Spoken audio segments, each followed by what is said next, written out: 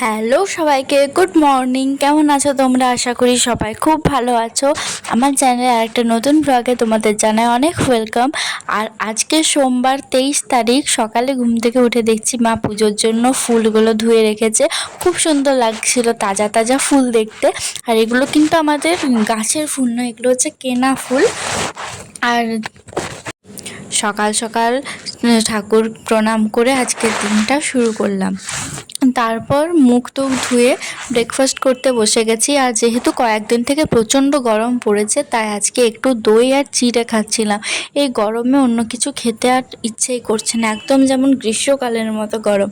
যাই হোক, তারপর ব্রেকফাস্ট সেরে স্নান করে আমি একেবারে পড়তে বসে গেছিলাম। আর আজকে লাইফ সায়েন্সে একটু আমার ফার্স্ট চ্যাপ্টার থেকে কয়েকটা বাকি ছিল লিখতে, মানে আমি ফার্স্টে যখন লিখি তখন ওইগুলো আমার বাদ পড়ে গেছে। আমি ঠিক বুঝতে পারিনি, উদ্ভিদ রাজ্য ওখানটা থেকে আমার কিছুই লেখা হয়নি। তাই ভাবলাম যে এগুলো একটু লিখে নিই, তারপর বাকি পড়াটা পড়বো। তারপর দেখতে দেখতে সন্ধেবেলা হয়ে গেছে। আর মা আজকে একটু বাড়িতেই নিমকি বানিয়েছিল, সেগুলোই খাচ্ছিলাম। তার সাথে ছিল চা আর একটা বিস্কিট। খাওয়া দাওয়া করার পর আরেকবার একেবারে রাত্রেবেলা পড়তে বসেছিলাম। আর হ্যাঁ, তখন লাইফ সায়েন্সটা করতে আমার ওগুলো লিখতে টাইম লাগলো প্রায় 1 ঘন্টার মতো। তারপর আমি ক্লাস 10-এর লাইফ সায়েন্সটাও একটু শুরু করেছি, প্রথম চ্যাপ্টারটা। ওখান থেকে শুধুমাত্র রিডিং পড়েছি, এখনও পর্যন্ত কিন্তু কিছু লিখিনি। সেগুলো আমি কালকে লিখে রাখবো, তখন তোমাদের সাথে শেয়ার করব কতটা কি পড়া হয়েছে সেকেন্ড চ্যাপ্টার থেকে। আর সন্ধ্যাবেলা খাওয়ার পর আমার একটা অনলাইনে জিকে ক্লাস ছিল, সেখান থেকে যে নোটসগুলো লিখেছিলাম ওইগুলো একটু মুখস্থ করে রাখছিলাম। যেদিন যে নোটসগুলো লিখছি সেদিন যদি সেটা মুখস্থ করি তাহলে পরে চাপটা একটু কম থাকে। আর আমি জিকের জন্য এখন আপাতত শুধুমাত্র আড্ডা থেকে যে ফ্রি ক্লাসগুলো দেয় ইউটিউবে, ওখান থেকে প্র্যাকটিস করছি শর্ট কোয়েশ্চেন। আর এমনিতে আমার জিকের তরুণ গোয়েলের একটা বই আছে, ওটা মাঝে মাঝে দেখি, ওখান থেকে কিছু ভূগোল ইতিহাস সেরকম টাইপের কোয়েশ্চেনগুলো করি। আর কারেন্ট অ্যাফেয়ার্সও আড্ডা থেকে প্রতিদিনই ক্লাস করায় ওনারা, তোমরা দেখতে পারো, ক্লাসগুলো কিন্তু ভালো থাকে। আমার মনে হয় দেখো অনেকে। আর আমার যেহেতু এখন ঠিক নেই যে পরের বছর কি পরীক্ষা দেব, তাই কোনো ব্যাচ এখনও আমি পারচেস করিনি।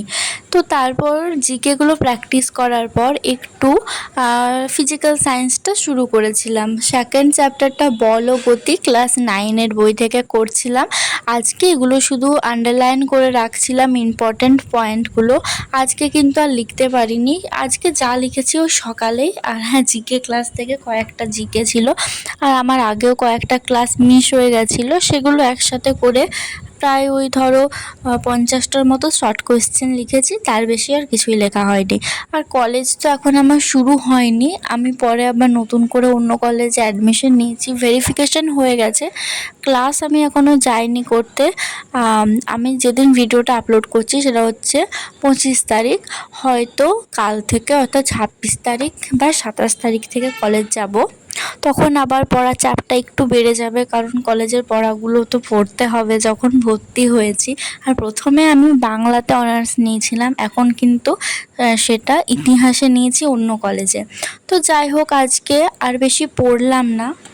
হাই সবাইকে, জাস্ট এখনই ফিজিক্যাল সায়েন্স পড়াটা শেষ করলাম, সেটা তোমাদের সাথে শেয়ার করলাম। আজকে সেকেন্ড অধ্যায়ের একটু পড়াটা এগিয়ে রাখলাম, বাট কিছু লিখিনি, কারণ আজকে আর বেশি পড়তে ইচ্ছা করছে না। এখন 12:30 বাজে, আজ এখনই ঘুমিয়ে পড়বো আজকে, তাই ভ্লগটা কন্টিনিউ করছি না, এখানেই শেষ করছি। আর আমি আজ সোমবার, কাল ভ্লগটা পোস্ট করব 24 তারিখ। কাল আমাদের এনএমের রেজাল্ট, সবার অনেক দিনের অপেক্ষা। একটা রেজাল্টে কত কিছু ডিসাইড হয়ে যাবে, কারোর লাইফ সেট হয়ে গেল, কেউ কেউ আবার আমার মতো পরের বছরের জন্য অপেক্ষা করে থাকা ছাড়া আর কোনো উপায় নেই। তো যাই হোক, যাদের রেজাল্ট খুব ভালো হয়েছে, চান্স পেয়ে যাবে, তাদেরকে অনেক অনেক অল দ্য বেস্ট। আর যারা আমার মতো আছো এবছর চান্স পেলে না, তারা মন খারাপ করো না, আমি তোমাদের সাথে আছি। পরের বছর আবার পরীক্ষা দেব, আর আশা করি পরের বছর আমাদের পেতেই হবে।